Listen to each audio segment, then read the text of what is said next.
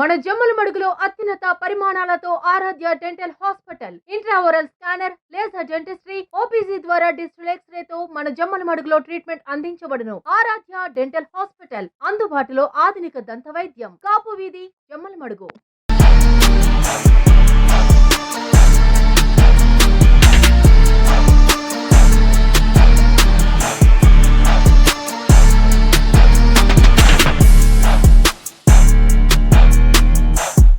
ఈ యొక్క అల్మాస్పేట్ సెంటర్లో రెండు వర్గాల మధ్య ఇది ఒక చిన్న ఇన్సిడెంట్ జరగడం జరిగింది. అనుకోకుండా స్టోన్ పెల్టింగ్, కొంతమంది పోలీస్ సిబ్బంది అంతా గాయపడటం జరిగింది. దానికి రెండు వైపుల నుంచి కూడా కొంతమంది కొన్ని ప్రొవకేటివ్ స్టేట్మెంట్స్ ఇవ్వటం వల్ల కానీ దీనివల్ల కానీ అయితే పరిస్థితిని అదుపులోకి తీసుకొచ్చాం పూర్తిగా. ఈ ఇరుపక్షాల మీద మనం కేసులు కట్టడం జరిగింది. ఎవరైతే ఈ స్టోన్ పెల్టింగ్, ఈ వీటితో దాడి చేసిన వాళ్ళందరూ కూడా కొంతమంది అదుపులో ఉన్నారు. అదే మాదిరిగా కొంతమంది పరారులో ఉన్నారు. వాటి కోసం గాలింపు జరుగుతుంది. ఇక్కడ పూర్తిగా 144 సెక్షన్ 1 టౌన్ 2 టౌన్ పరిధిలో కొన్ని ఈ ప్రాంతం అంతా కూడా 144 సెక్షన్ విధించి ఈ పరిస్థితిని అంతా అదుపు చేసాం. ఇప్పుడు ఫ్లాగ్ మార్చ్ కూడా కండక్ట్ చేపిస్తారు ఎస్పీ గారు. సిచ్యువేషన్ అంతా అండర్ కంట్రోల్లో ఉంది. 1-2 రోజుల్లో మీ 144 సెక్షన్ కూడా సడలించి పూర్తిగా కూడా దాన్ని తొలగించే అవకాశం ఉంది. ప్రస్తుతానికి సిచ్యువేషన్ అంతా కంట్రోల్లో ఉండటం జరిగింది. చెప్పండి, మీరు ఏమైనా అడిగేది ఉంటే అడగండి. ఒకరోజు ముందే ఇన్స్టాగ్రామ్ వేదికగా ఓ వ్యక్తి వాయిస్ రికార్డ్ చేసి పోస్టింగ్ చేశారు. ఎవరండి ఆయన? సార్, ఒక గత కొన్ని రోజులుగా టిప్పు సుల్తాన్ విగ్రహ ఏర్పాటు పైన ఒక వ్యక్తి ఏదైతే ఎంఐఎం పార్టీకి సంబంధించినటువంటి వ్యక్తి సోషల్ మీడియాలో ట్రోల్ చేసినప్పటికీ కూడా మన పోలీసులు సరైనటువంటి యాక్షన్ తీసుకోకపోవడం వల్లే విద్వేషంగా పూర్తిగా వ్యాఖ్యలు చేశాడు. దానివల్లే ఈ పరిస్థితి వచ్చిందని ఆ టిప్పు సుల్తాన్ సంబంధించి పోస్టులు పెట్టిన వ్యక్తి అయితే ప్రస్తుతం దుబాయ్లో ఉన్నారండి. ఆయన పరారులో ఉన్నారు. ఆయన ఉంటే దుబాయ్లో ఉండాలి, లేకపోతే ఇక్కడికి భారతదేశానికి వస్తే జైల్లో ఉంటారు. ఆ ఇబ్బంది అయితే లేదు. కానీ ఇక్కడ నిన్న జరిగిన దానిలో ఒక పక్షం వారు ఇక్కడ హనుమాన్ సర్కిల్ అని ఫ్లెక్సీలు కట్టడం వల్ల అవతల వర్గం వాళ్ళు ప్రొవకేట్ అయ్యి దీనికి ఇంత జరిగింది. సో వాళ్ళని కూడా మందలించడం జరిగింది. సో దాని మీద ఇప్పుడు ఏంటంటే భారతదేశానికి ఒక ప్రత్యేకమైన చరిత్ర ఉంది. ఇది అన్ని మతాలని సమానంగా గౌరవిస్తూ ఉంటుంది. హిందువులకి హిందూ మతం ఎంత, వాళ్ళ యొక్క మత విశ్వాసాలు ఎంత ప్రగాఢమని, అదేవిధంగా మహమ్మదీలకు కూడా వారి యొక్క విశ్వాసాలు.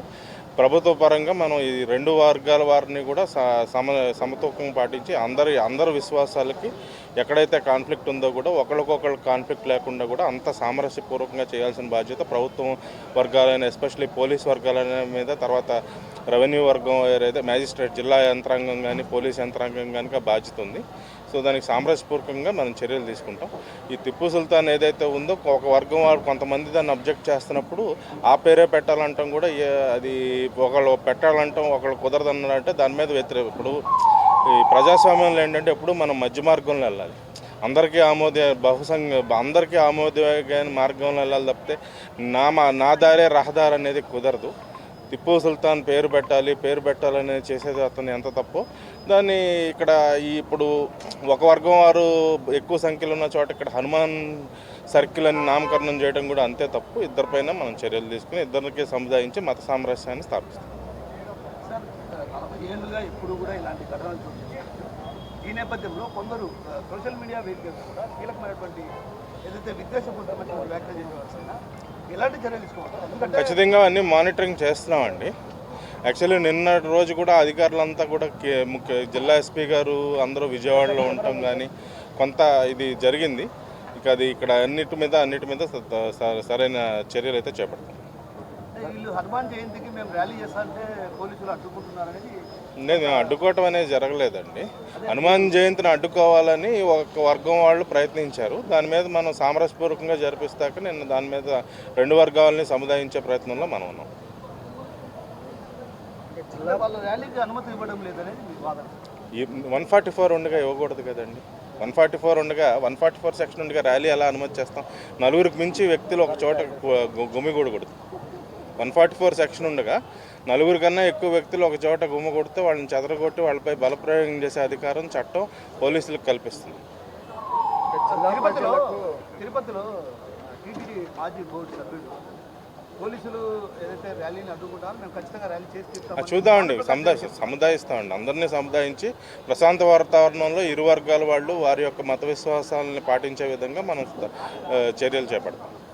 సార్, అంటే జిల్లాలో ఈ స్థాయిలో ఘటన ఎప్పుడు లేదు. ప్రజల్లో అంటే ఒక విధమైన భయం అనేది అయితే ఉంది. మీరు జిల్లా ప్రజలకు ఎలా శాంతి భద్రతలు ఎలా కల్పిస్తారంటే? ఏమండి, మత సామరస్యాన్ని పాటించండి. ఇప్పుడు ఎవరు మత విశ్వాసం వాళ్ళది. సో ఒకళ్ళ వర్గం వారు ఇంకో వర్గాన్ని ఇది మీద వెళ్లకుండా ఎవరి విశ్వాసాన్ని వాళ్ళ ఇంట్లో కానీ ఏదో కామన్ ప్లేసెస్లో ఉంటుందో ఇతర వర్గానికి ఏమంటారు దాన్ని అబ్జెక్షనబుల్గా కాకుండా ఎవరికాళ్ళు చేసుకునే సదుపాయం భారత రాజ్యాంగం భారత పౌరులు అందరికీ కల్పిస్తుంది. సార్, ఈ వివాదం గత కొద్ది నెలలుగా జరుగుతుంది సార్. ఈ సర్కిల్ గురించి ముందస్తు చర్యల్లో భాగంగా వాళ్ళను అప్పట్లోనే చర్యలు ఇది కొన్ని నెలలుగా జరిగేది కాదండి. 2014 నుంచి ఉంది ఈ వివాదం. గత ఫిబ్రవరి నెలలో కొంతమంది ఉద్దేశపూర్వకంగానే రాజకీయంగా దీన్ని లబ్ధి పొందడం కోసం ఏదైతే ఈ మున్సిపల్ కౌన్సిల్ ఏదైతే ఉంటుందో చివరి నిమిషంలో దాన్ని ఆ అంశాన్ని పైకి లేవనెత్తి భవిష్యత్తులో ఎన్నుకోబడే వాళ్ళ మీదకి అధికార యంత్రాంగం మీదకి ఆ యొక్క భారాన్ని మా మీద తోసి ఉద్దేశపూర్వకంగా రాజకీయ దురుద్దేశపూర్వకంగానే అది నెట్టడం జరిగింది. దాని నుంచి కొంతమంది ఏ వర్గం వాళ్ళు దాన్ని కావాలని ఒకళ్ళు వద్దని ఒకళ్ళు ఇద్దరూ కూడా ఎవరి ప్రయత్నాలు వాళ్ళు చేస్తున్నారు. సో దాని మీద మేము చేపట్టాల్సిన చర్యలు అయితే ఏవైతే ఉన్నాయో ముందస్తు చర్యలు అయితే చేపడతాం.